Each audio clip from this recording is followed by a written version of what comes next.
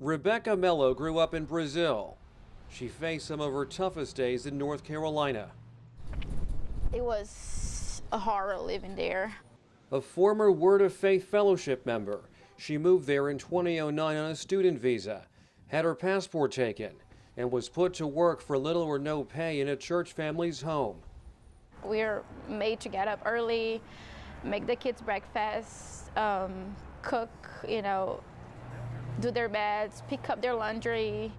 An Associated Press investigation found evidence of the Word of Faith Fellowship using its 2 churches in Brazil to funnel hundreds of young laborers to the United States to work for little or no pay in businesses owned by church ministers.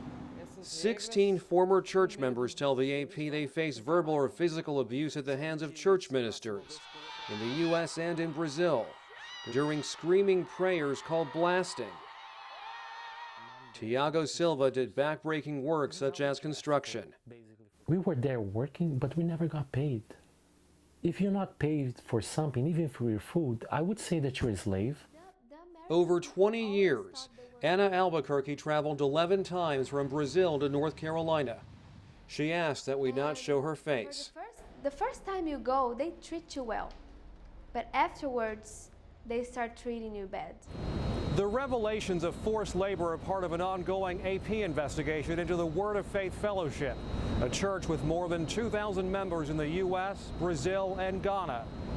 It has affiliations around the world. It's come to the point where you don't think for yourself when you're in there. Someone tells you what to do, and you just do it. The AP in February, based on exclusive interviews with 43 former church members, reported they too were physically abused during blasting. The latest AP investigation documents abuses of tourist and student visas. Former church members say they'd often first arrive from Brazil on tourist visas, sometimes 20 or 30 at a time. Under federal law, they aren't allowed to work in the United States.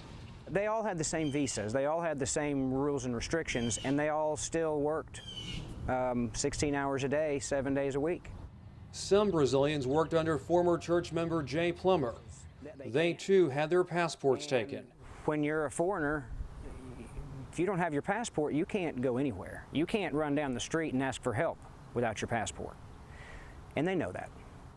The church's founder, Jane Whaley, did not respond to the AP's request for interviews. Being here, going through all that, and having to make a life alone, being a foreigner, it's very hard, and that's the reality for a lot of us foreigners.